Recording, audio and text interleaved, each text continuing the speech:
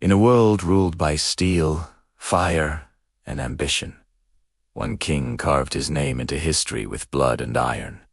Edward I of England, known to friend and foe alike as Longshanks, was a relentless force of war, a king whose shadow loomed over the British Isles for decades. From the windswept highlands of Scotland to the rolling hills of Wales, Edward's campaigns crushed resistance with ruthless precision. His vision of empire demanded obedience, and he struck fear into anyone daring to oppose him. Yet beneath the armor and conquest lay a man driven by duty, vengeance, and an unyielding desire to forge a lasting legacy. Witness the rise of a monarch whose reign was defined by both terror and triumph, shaping the future of Britain forever. Watch until the end to uncover Edward's brutal victories, shocking betrayals, and lasting legacy. Don't forget to like, subscribe, and hit the notification bell for more epic royal history. 1. The making of a ruthless king. Edward's early life.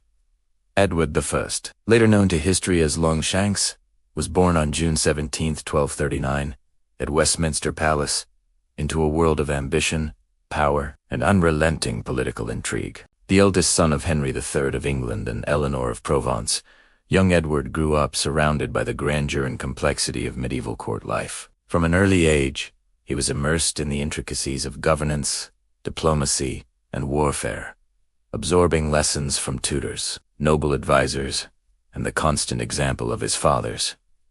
Struggles to maintain authority. Edward's childhood was marked by both privilege and vigilance. England in the mid-13th century was a kingdom under strain. Henry III's reign faced repeated baronial uprisings, challenges from the church, and threats to territorial control in France. The young prince witnessed firsthand the fragility of royal authority and the consequences of indecision. These formative experiences would shape his uncompromising approach to kingship, instilling a belief that order could only be maintained through strength, discipline, and decisive action. Education and martial training went hand in hand for Edward. Tutors instructed him in Latin, law, and history, while knights trained him in horsemanship, swordsmanship, and the strategies of war. By adolescence, Edward demonstrated remarkable physical stature, earning his eventual nickname Longshanks for his tall, imposing frame. But it was not just his body that set him apart. He displayed a keen mind, a strategic temperament, and a relentless drive qualities that would later define his leadership and his reputation as a fearsome warrior king. The young prince's first exposure to real-world politics came during the baronial conflicts of the 1250s and 1260s. England was riven by disputes between rebellious nobles and the crown, culminating in the Second Barons' War.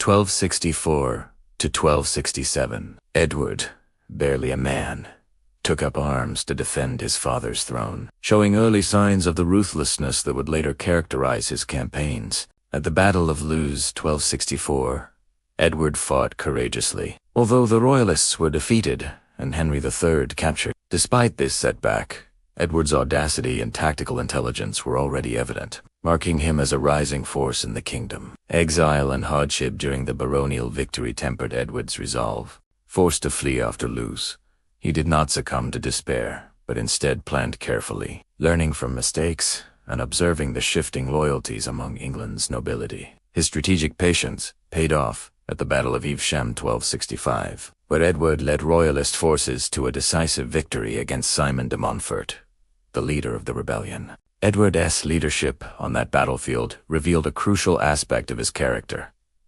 a willingness to combine calculated risk with merciless efficiency. Montfort's defeat restored royal authority and showcased Edward's emerging mastery of both war and political maneuvering. Edward's early experiences forged a king who would be relentless in pursuit of his objectives. Witnessing the fragility of his father's reign, Edward became convinced that power could not be shared or compromised. His early military campaigns instilled in him a ruthless pragmatism. Enemies were to be crushed decisively, loyalty rewarded, and disloyalty punished without hesitation. He also developed an acute sense of diplomacy, understanding when to negotiate, when to intimidate, and when to strike, skills that would later enable him to dominate the British Isles and project authority across the realm. Beyond warfare, Edward's upbringing emphasized dynastic ambition. He understood from an early age that England's monarchy was more than a throne. It was a symbol of continuity, legitimacy, and divine sanction. The need to secure succession and expand influence drove many of his decisions. By observing his father's challenges in France and the precarious balance of noble elegancies at home, Edward internalized the lesson that a king must be both feared and respected to maintain his crown. Edward's personal life, too, was shaped by these early years. His marriage to Eleanor of Castile in 1254 was arranged to strengthen alliances with the Iberian kingdoms, reflecting his awareness of the broader European political landscape. Their union was more than personal, it was a strategic consolidation of power that would ensure loyalty, wealth, and political leverage. The relationship between Edward and Eleanor would endure for decades, providing both emotional support and a stabilizing influence as he pursued military campaigns and political domination. By the time he reached adulthood, Edward had already established a reputation for discipline, intelligence, and an unyielding approach to authority. His early battles, combined with his upbringing in a politically charged environment, created a monarch capable of both cruelty and strategic brilliance. The lessons of childhood hardship, military apprenticeship, and exposure to rebellion forged a ruler who understood that the survival of the crown and the expansion of empire depended on decisiveness, courage, and a willingness to use force when necessary. Thus, the foundations of Edward I's future reign were laid. A king shaped by struggle, forged in battle, and determined to impose order on a fractious kingdom. His early life revealed the makings of a monarch who would not hesitate to employ brutal measures to secure power, conquer lands, and leave a legacy of fear, respect, and historical significance. These formative experiences would define Edward's path to glory, his campaigns across Wales and Scotland, and the bloody imprint he would leave on the British Isles for generations.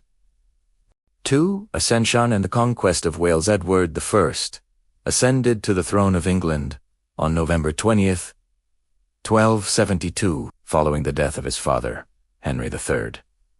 By then, he was a seasoned soldier, a strategic thinker, and a man who had endured the brutal lessons of his youth. His early experiences fighting rebellious barons had instilled in him a philosophy of uncompromising authority. The crown was not to be challenged, and any opposition must be subdued with speed and force. Edward inherited a kingdom that, while nominally unified, contained simmering tensions in Wales, and the borderlands a perfect arena for a king eager to assert both his military prowess and his vision of empire. The first target of Edward's martial ambition was Wales, which had remained semi-independent under the native princes of Gwynedd and Powys. The Welsh princes, particularly Llywelyn, Gruffydd, resisted English domination, leveraging difficult terrain, guerrilla tactics, and a strong sense of national identity to frustrate English campaigns. Edward, however, was undeterred. His approach combined relentless military pressure with careful diplomacy. He demanded homage from Llywelyn and other Welsh leaders, insisting that they recognize him as their overlord. When they resisted, Edward mobilized a well-equipped, disciplined army that moved with unprecedented speed and precision for the era. The campaign of 1277 marked Edward's first major confrontation with Llywelyn. Rather than risk prolonged sieges in the mountainous regions of Wales, Edward implemented a strategy of systematic subjugation. He captured key castles, destroyed defensive positions, and cut off supply lines, forcing the Welsh prince into negotiation. The Treaty of Aberconwy later that year reduced Llewellyn's authority, making him a vassal to the English crown. Although this was a compromise, it demonstrated Edward's capacity to combine military pressure with strategic diplomacy, setting a precedent for how he would deal with rebels throughout his reign. Edward's campaigns in Wales also showcased his innovative use of fortifications. He commissioned the construction and strengthening of castles, including Caernarfon, Conwy, and Harlech, designed not merely as defensive structures, but as symbols of English authority. These castles were architectural masterpieces of the era, with concentric walls, formidable towers, and strategic placement to dominate surrounding lands. Through these fortresses, Edward projected power into territories that had long resisted English rule, demonstrating his understanding that empire was maintained not just through armies but through permanent, imposing symbols of authority. In 1282, hostilities flared again when Dafydd ap Gruffydd, Llewellyn's brother, launched a revolt. Edward responded with ruthless efficiency, personally leading campaigns into North Wales. He employed a combination of direct assaults, strategic sieges, and brutal reprisals against resisting communities. This campaign culminated in the death of Llewellyn and the capture of Dyfed, who was executed in Llundain of Stark, warning to anyone who dared challenge Edward's authority. By 1283, Wales was effectively conquered, and Edward had incorporated it fully into the English crown, bringing a long-sought region under his control for the first time. The conquest of Wales reflected Edward's dual nature as both ruler and enforcer. While he could be a shrewd negotiator when advantageous, his default mode was often ruthless. Opposition was crushed decisively, and rebellions were punished with extraordinary severity. Chroniclers of the period describe villages burned, castles stormed, and the native population subdued through fear as much as force. Edward's campaigns were not merely military. They were psychological, aiming to instill a clear message. The crown was supreme, and resistance would be met with overwhelming violence. Edward also demonstrated considerable administrative skill in consolidating his conquests. Following the defeat of the Welsh princes, he implemented English law, installed loyal administrators, and reorganized territories to ensure long-term control. He divided Wales into shire counties, established courts, and extended the reach of the English crown into areas that had never been effectively governed. These reforms solidified his military victories, turning temporary conquest into lasting dominion. The king's relationship with his army and nobility was another key factor in his success. Edward demanded loyalty and discipline, rewarding those who followed him with lands and titles while punishing defectors severely. He surrounded himself with experienced commanders and engineers, valuing efficiency and precision over reckless bravery. This professionalized approach to warfare gave Edward a significant advantage over his opponents, who often relied on traditional levies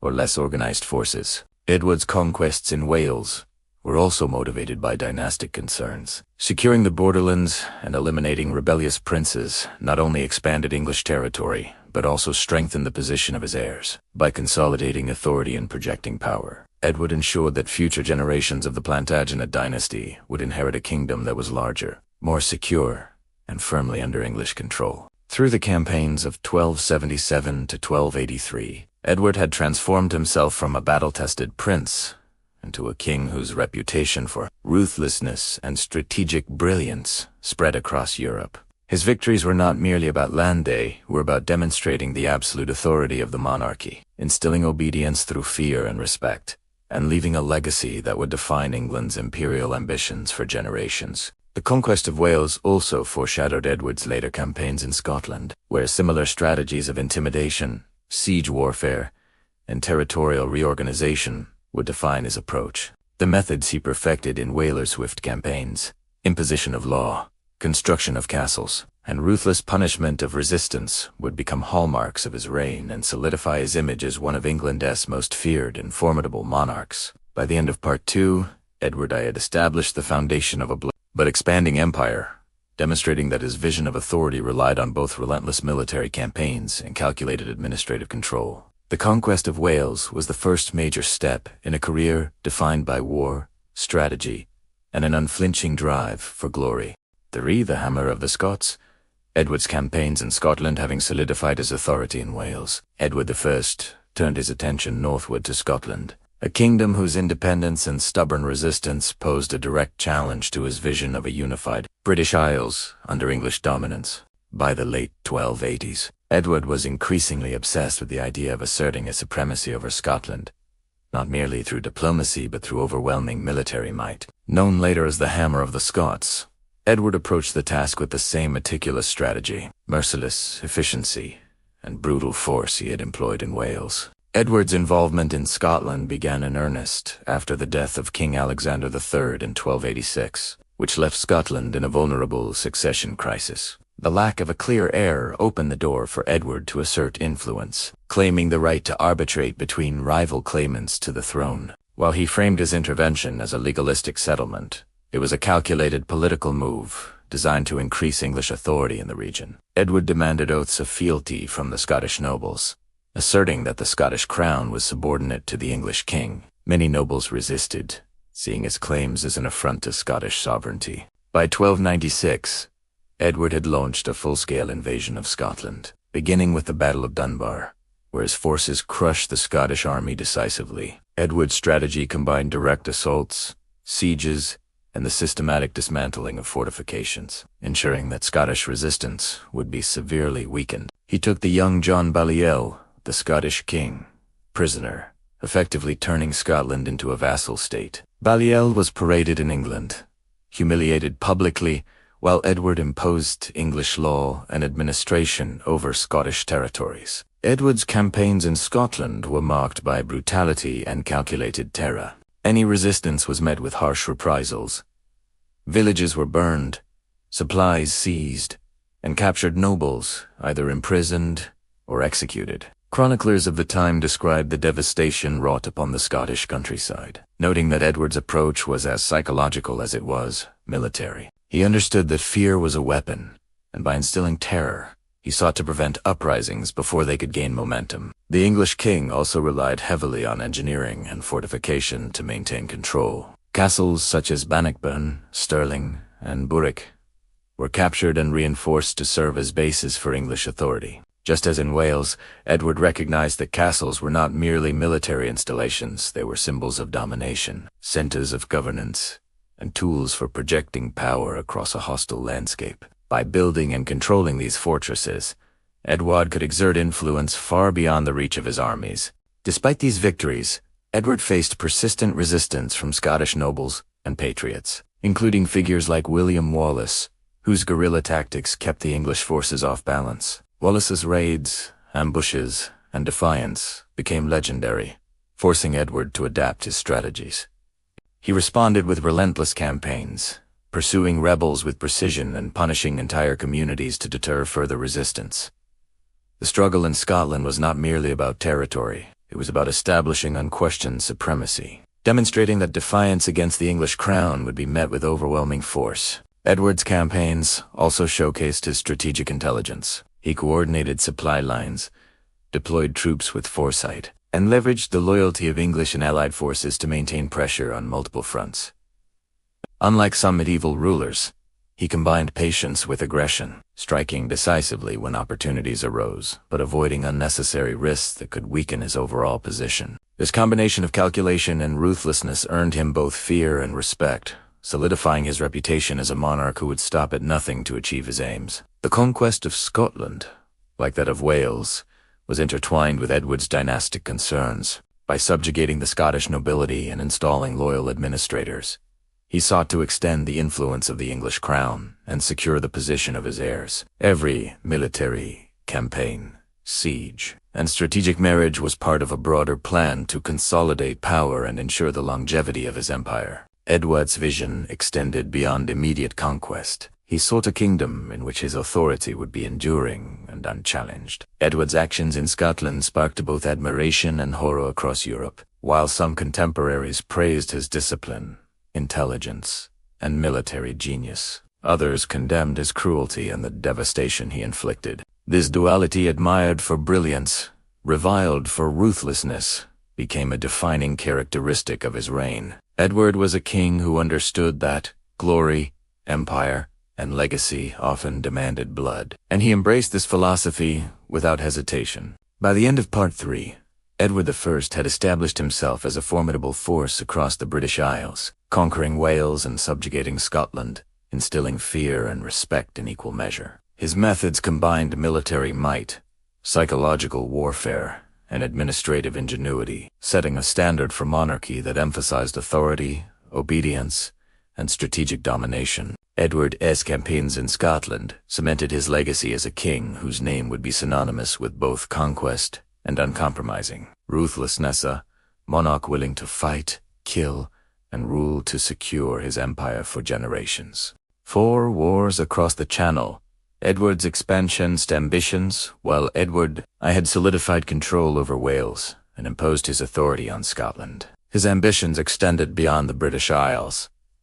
Like many medieval kings, he understood that true glory and lasting power were measured not only at home but also across the European continent. Edward sought to expand his influence in France, where English kings traditionally held territories, and to assert the prestige of the crown through military campaigns and strategic alliances. His efforts in France were both a continuation of dynastic claims and a demonstration of his uncompromising vision of empire. Edward's claims in France stemmed from the legacy of the Angevin Empire, inherited from his ancestors. Although much of this territory had been lost during previous reigns, Edward remained determined to assert his rights over Gascony and other lands in southwestern France. Conflicts with the French crown were frequent, fueled by disputes over feudal obligations, sovereignty, and territorial control. Edward viewed these confrontations not merely as political disputes, but as opportunities to demonstrate military might and royal authority. The 1294 to 1298 Gascony War was Edward's first major continental campaign. French forces seeking to expand royal authority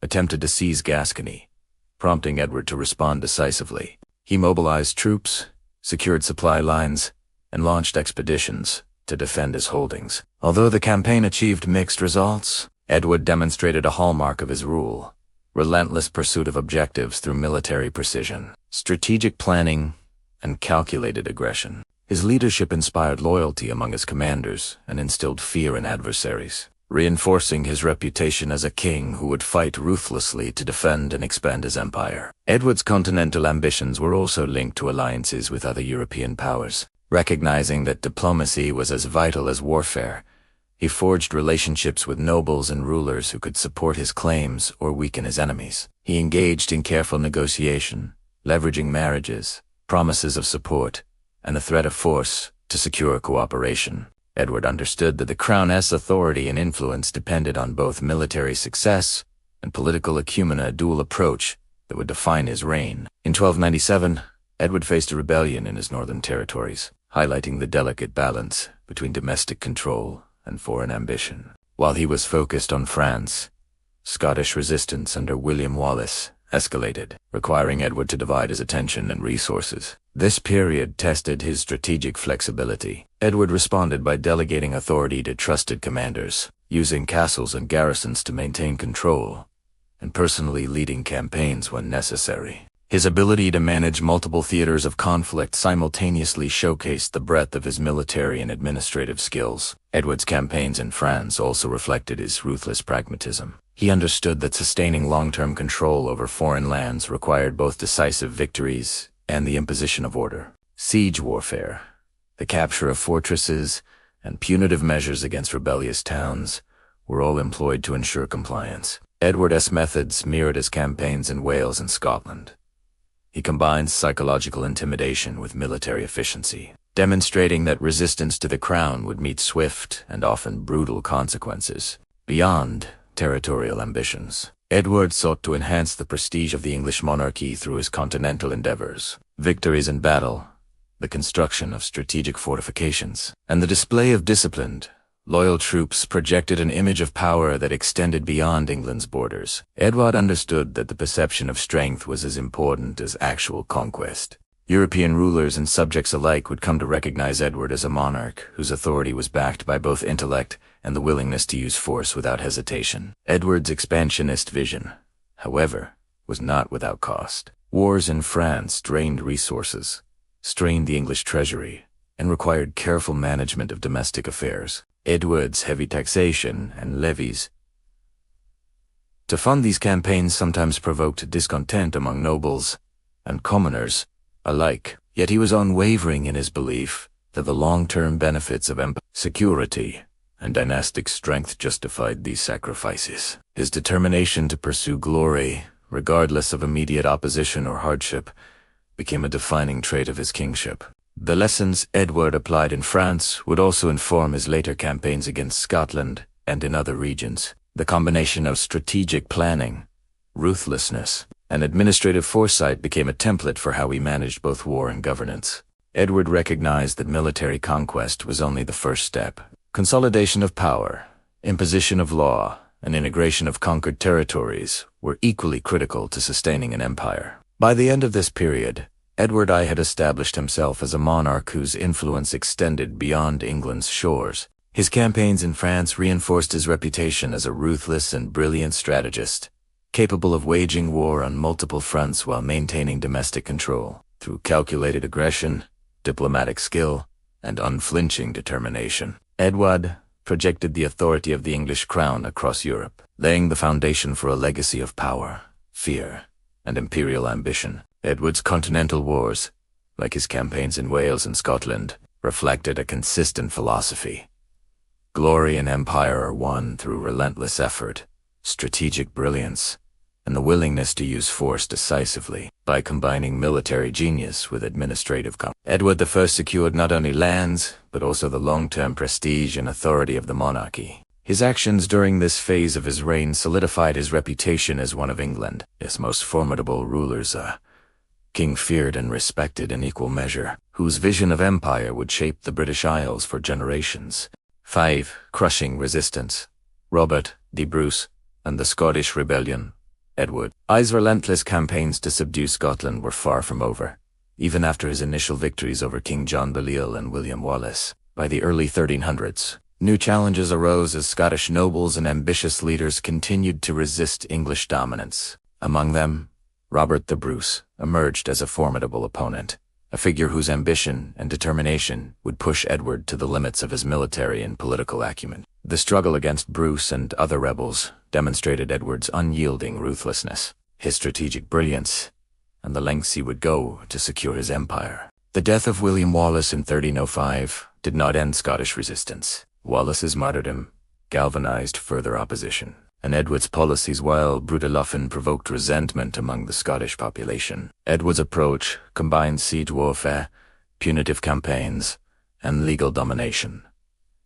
Rebellious leaders were executed, lands were confiscated, and castles were reinforced to deter future uprisings. Edward understood that victory in battle alone was insufficient. The consolidation of conquered territory required constant vigilance, intimidation, and administrative control. Robert the Bruce first rose to prominence in the context of this turmoil. Born into a noble Scottish family with claims to the throne, Bruce initially swore allegiance to Edward, navigating a complex web of loyalty and ambition. However, Edward's uncompromising policies, combined with the king's relentless efforts to subdue Scotland, pushed Bruce toward rebellion. By 1306, Bruce had declared himself King of Scots, asserting independence from English rule, a direct challenge to Edward's vision of a united British Isles under English authority. Edward responded swiftly and ruthlessly. Bruce's early campaigns were marked by surprise attacks and the consolidation of support among Scottish nobles.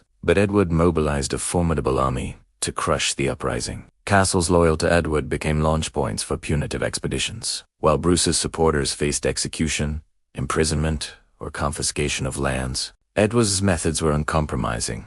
Rebellion would not be tolerated, and any defiance, no matter how small, would be met with overwhelming force. The campaigns against Bruce also demonstrated Edward's mastery of siege warfare and logistics. Armies were carefully supplied, movements meticulously planned, and fortifications reinforced to prevent Scottish counterattacks. Edward's presence on the battlefield served both practical and psychological purposes.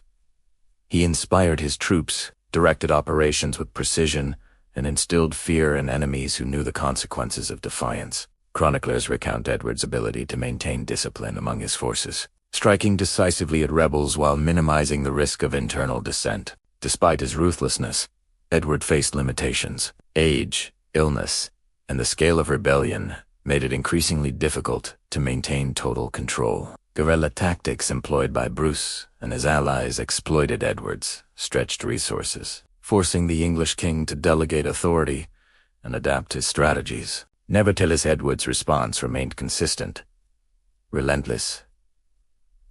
Strategic fortification and intimidation of opponents. Every campaign reinforced his reputation as a monarch who would not hesitate to use extreme measures to maintain authority. Edward's personal health began to decline during this period, yet his determination never wavered. Chroniclers describe a king who continued to lead campaigns, issue decrees, and personally oversee sieges, despite physical suffering. His obsession with securing the Scottish crown and maintaining English dominance reflected a broader philosophy.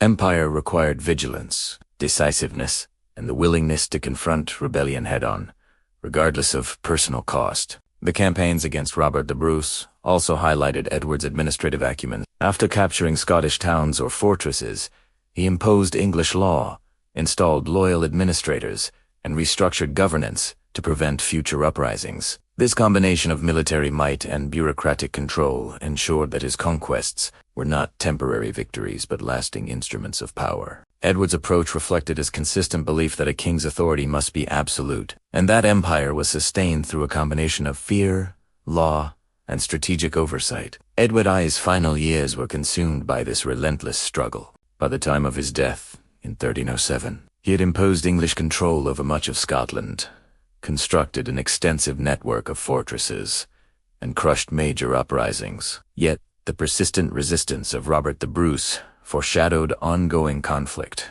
proving that even the most ruthless monarch could not secure lasting peace without continued vigilance. Edward's campaigns left a dual legacy. They expanded English authority and imposed order, but they also fueled deep resentment and nationalistic resistance that would challenge his successors for decades. The life and campaigns of Edward I, particularly against Robert the Bruce, epitomized his reign, a relentless pursuit of power, a mastery of both war and governance, and an unflinching willingness to impose authority through fear and force. He earned the title Hammer of the Scots not merely for battlefield victories but for the psychological impact of his campaigns, the certainty that rebellion would meet with swift and brutal consequences. By the conclusion of Part 5, Edward I had cemented his reputation as one of England's most formidable and feared kings. His campaigns across Wales and Scotland demonstrated the full spectrum of his leadership: strategic brilliance, military ruthlessness, administrative innovation, and an unwavering commitment to expanding and consolidating the English Empire. Edward's life was a testament to the power of discipline, fear, and relentless ambition, shaping the trajectory of the British Isles and leaving a legacy that would influence generations of monarchs.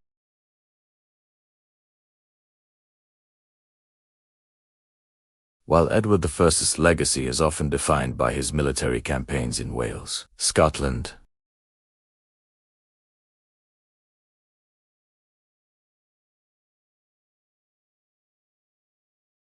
Edward understood that conquering lands was only half the battle. Ruling them effectively required a combination of law, administration, and strategic oversight. His domestic reforms, though often harsh, reflected a monarch intent on strengthening the crown, centralizing power, and ensuring that England and its expanding territories remained firmly under royal control. One of Edward's central domestic initiatives was legal reform.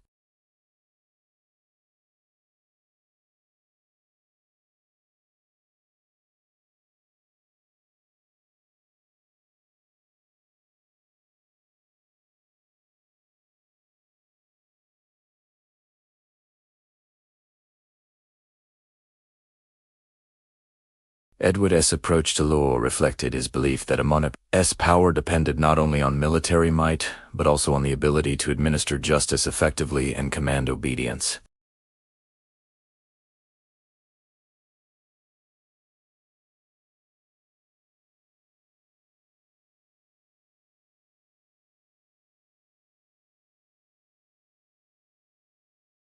While these measures often provoked resistance, they were essential for sustaining the professional army and the construction of fortresses across Wales and Scotland. Edward's financial strategies included levies, feudal aids, and customs duties, demonstrating his understanding of the link between fiscal control and military power.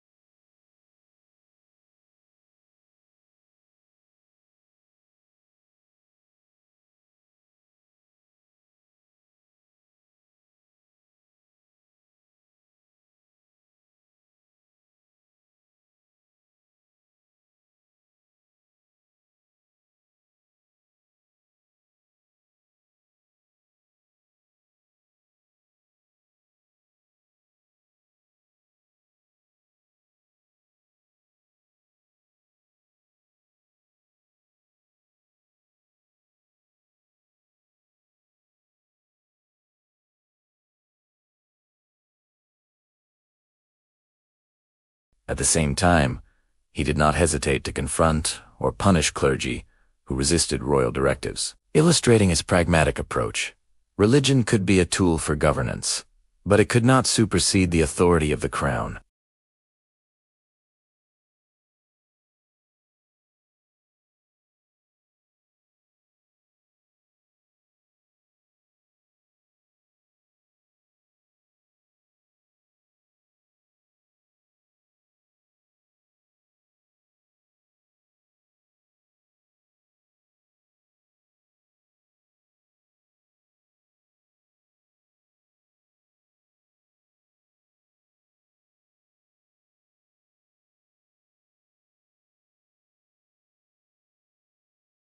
His taxation and enforcement measures, combined with the harsh suppression of resistance in Wales and Scotland, often provoked resentment among barons and commoners alike.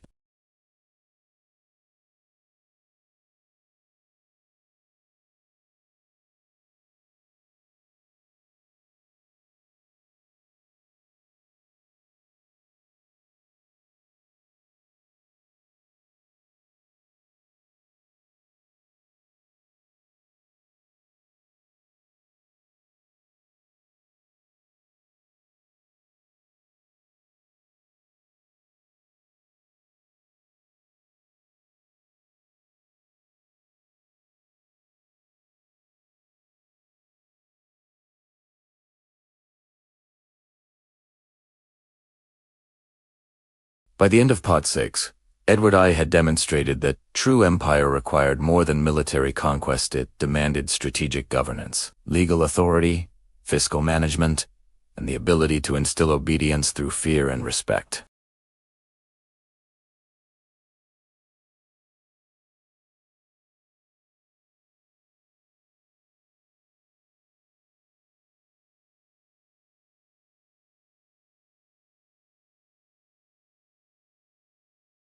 Seven, the final campaigns and personal struggles. By the early 1300s, Edward I had established himself as a monarch feared across the British Isles and beyond. His reign was defined by relentless military campaigns, ruthless suppression of rebellion, and a meticulous system of governance that extended English authority over Wales, Scotland, and parts of France. Yet even a king of Edward's skill and ambition was not immune to the burdens of age, personnel loss, and the complexities of dynastic politics. The final years of his life reveal a man driven as much by obsession with power as by the human vulnerabilities that accompanied decades of war and responsibility. Edward's attention in his later years returned to Scotland, where the rebellion led by Robert de Bruce persisted despite earlier victories. Edward, even in his mid-60s, personally oversaw campaigns against Bruce, determined to crush the uprising once and for all. Chroniclers describe a king of towering presence,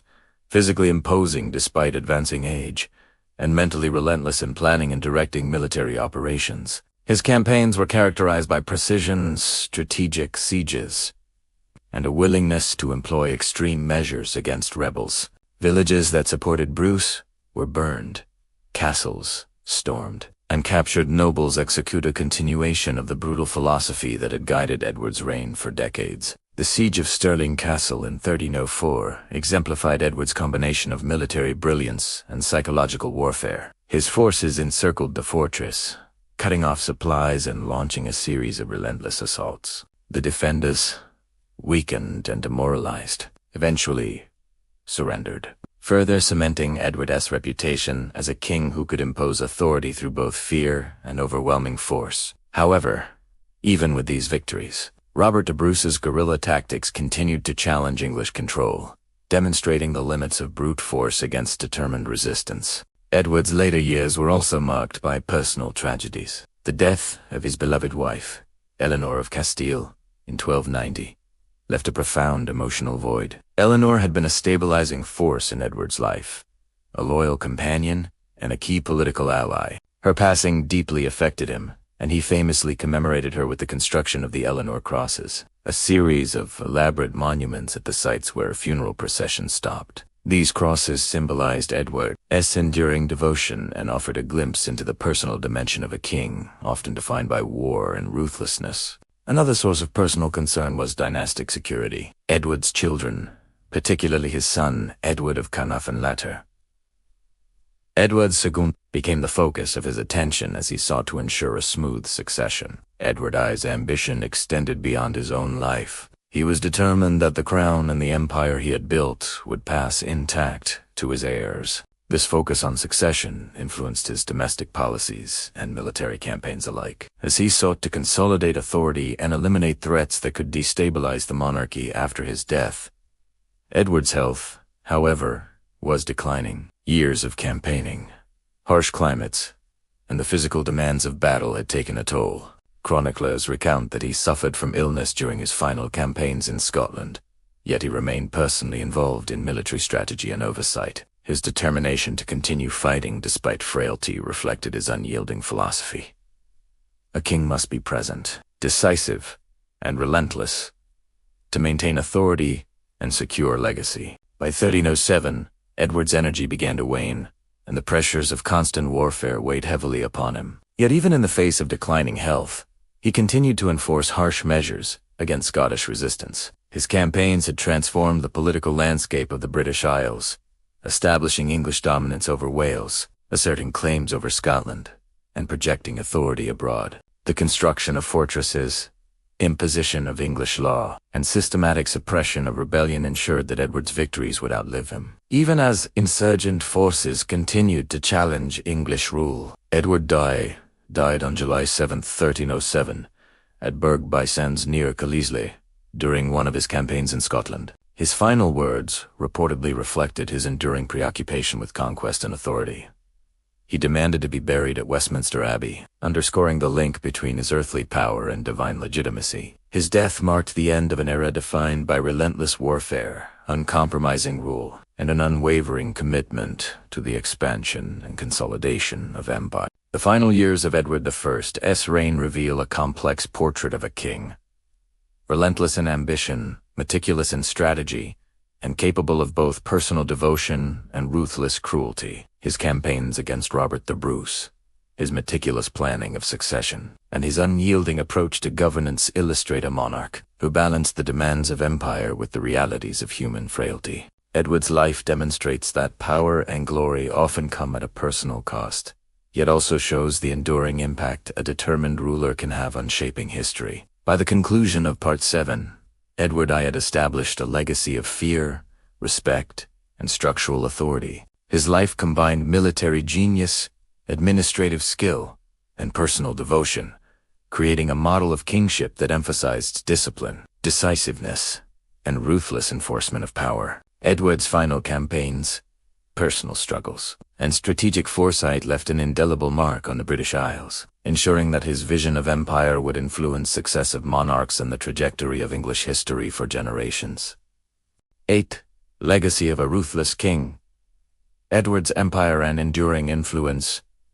Edward I, the towering figure known as Longshanks, and the Hammer of the Scots, left a legacy that would resonate through centuries of English history. His reign was defined by relentless warfare, administrative genius, and an unyielding pursuit of authority, transforming the English monarchy from a fragile institution into a more centralized, disciplined, and territorially expansive power. The last phase of his life and reign illustrates how Edward's vision extended far beyond his lifetime, shaping the political, military, and cultural trajectory of Britain. Edward's most immediate and visible legacy was military and territorial consolidation. In Wales, his campaigns crushed centuries of resistance, reduced native princes to vassalage, and integrated the region firmly under English control. The castles Comisia and Caernarfon, Conwy, Harlech, and Beaumaris remained formidable symbols of authority, military strongpoints, and administrative centers.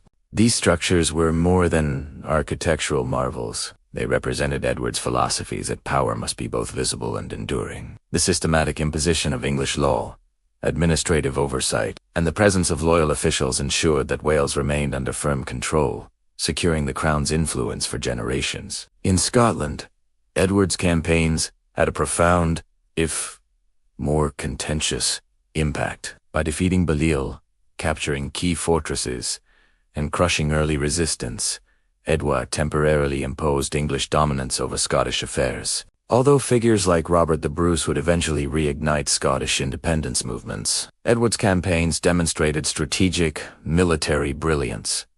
The effective use of siege warfare and psychological intimidation as instruments of his insistence on loyalty, harsh punishment of rebels, and personal leadership on the battlefield earned him both fear and grudging respect. Edward's methods in Scotland would become a model for how later monarchs managed rebellion and sought to extend imperial influence. Beyond military conquest, Edward I fundamentally reshaped the English monarchy's administrative framework through legal reforms like the Statutes of Westminster, the standardization of royal law, and careful oversight of sheriffs and local officials. He strengthened central authority and limited the arbitrary power of barons. By linking military success to administrative control, Edward ensured that victories in battle translated into lasting political power. This dual-focus warfare, coupled with governance, set a precedent for future monarchs, demonstrating that empire was maintained, not solely by force, but by a combination of law, loyalty, and infrastructure. Edward's reign also highlights the importance of dynastic strategy. His marriages, particularly to Eleanor of Castile, and the careful upbringing of his heirs reinforced the continuity of the Plantagenet line. His son, Edward II, inherited a kingdom that, while facing ongoing challenges, was significantly more centralized and secure than when Edward I assumed the throne. By embedding the monarchy in law, military structure, and strategic alliances, Edward ensured that his empire would endure beyond his death, even as rebellions and political struggles continued. Yet Edward's legacy is not merely one of conquest and administration. His reign is a study in the use of fear as a political tool. Ruthless suppression of resistance, execution of rebels, and strategic intimidation were central to his philosophy. Edward understood that authority depended not only on success in battle but on the perception of invincibility. By combining visible military power, fortified castles, and uncompromising rule, he instilled a climate of obedience that extended across England, Wales, and Scotland. This approach left an indelible psychological mark, influencing how the monarchy projected power in the centuries to follow. Edward I also contributed to the cultural and symbolic foundations of monarchy. The Eleanor crosses commemorating his wife, the construction of monumental castles, and his public displays of authority reinforced the idea of kingship as both divinely sanctioned and fearsome. These symbols communicated a broader message. The English crown was absolute, enduring, and capable of both justice and ruthless enforcement. Edward's attention to the visual and ceremonial aspects of power ensured that his legacy extended beyond the battlefield into the cultural imagination of his kingdom. However, Edward's methods were not without controversy or long-term consequences. Heavy taxation, brutal reprisals, and relentless military campaigns provoked resentment among subjects and nobles. Resistance in Scotland persisted, demonstrating that absolute power could inspire both fear and rebellion. Yet even these challenges contributed to his enduring reputation. Edward I became the archetype of a ruthless, strategic, and uncompromising monarch, feared by enemies and respected by allies. Edward's influence extended far beyond his immediate reign. By combining military conquest, administrative innovation, legal reform, and dynastic foresight, he established a model of kingship that shaped the English monarchy for generations. His emphasis on discipline, strategic planning, and the projection of authority became hallmarks of medieval and early modern rulership. Successors would look to his reign as an example of how to maintain power, project influence, and secure the crown against both internal and external threats. In retrospect, Edward I's life embodies the dual nature of power: the capacity to inspire, protect, and expand, and the willingness to intimidate, punish, and dominate. He expanded the reach of the English crown, transformed rebellious territories into integrated domains, and left an architectural and administrative legacy that endured long after his death. Yet his reign also serves as a reminder of the human costs of empire: the lives lost in war, the suffering inflicted upon civilians, and the relentless pressures of maintaining authority through fear. Edward I died in 1307, leaving behind a kingdom vastly transformed by his vision, campaigns, and governance. His legacy is multifaceted: a ruthless conqueror, a brilliant strategist, an innovative administrator, and a symbol of royal authority whose influence extended beyond his lifetime. He reshaped the British Isles, strengthened the monarchy, and established patterns of power, governance, and military dominance that would guide future generations. In the annals of history, Edward I stands as a king who fought for glory, expanded his empire, and ruled with an iron hand, a monarch whose life and reign continue to fascinate, terrify, and inspire. Conclusion: Edward I, the hammer of the British Isles. Edward I's life and reign were defined by ambition, ruthlessness, and an unflinching drive for glory. From his early experiences fighting rebellious barons to his campaigns in Wales, Scotland, and France, Edward demonstrated a combination of military genius, strategic planning, and administrative skill that few monarchs in history have matched. He expanded the English crown, as a territorious consolidated authority, and transformed rebellious regions into integrated parts of his empire, leaving behind a legacy of both fear and respect. Yet Edward's story is also deeply human. He navigated personal loss, including the death of his beloved Eleanor of Castile, and the pressures of ensuring dynastic succession through his children. These personal struggles reveal a king who, despite his fearsome reputation, was deeply invested in the continuity and stability of his monarchy. Edward's methods, brutal warfare, psychological intimidation, and meticulous governance shaped the course of British history.